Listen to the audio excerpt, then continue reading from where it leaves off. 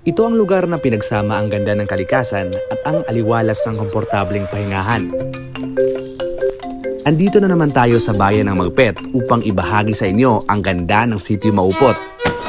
Dito ko naranasang matulog sa isang silid na para bang wala ako sa Pilipinas. Paglabas ko sa pintuang ito ay tanaw na tanaw ko ang isang malawak na gubat kasama ang pinakamataas na bundok sa bansa.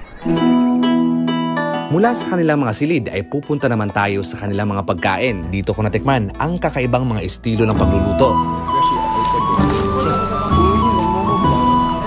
Dito ko na rin naranasang mahigop ang isa sa pinakamasarap na kape na dito mo lang matatagpuan sa Sky Cafe. Mas naging espesyal ang aming gabi nang inihanda na nila ang hapunan. Ito yung uri ng mga pagkain na kukumpleto ng araw niyo.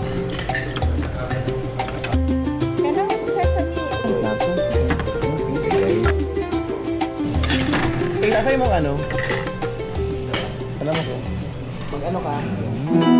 Pagkatapos naming kumain ay sinubukan naming languyan ang kanilang infinity pool. Ganito kaganda mag-night swimming dito. May swimming pool para sa bata at matanda.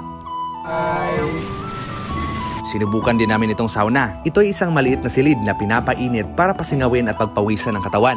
Karaniwan itong ginagamit para sa kalusugan, pagpapahinga at detox.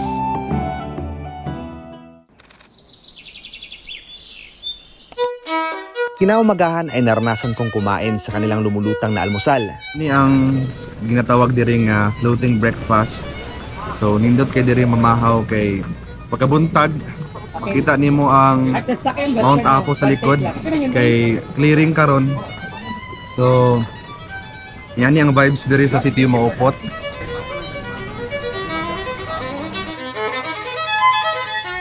Pwede mo ring ma-experience dito ang kanilang nakakalulang view deck. Kung sakto naman ang tapang mo, ay pwede mong gamitin itong giant swing. Hello! Si Pipe sa ano eh?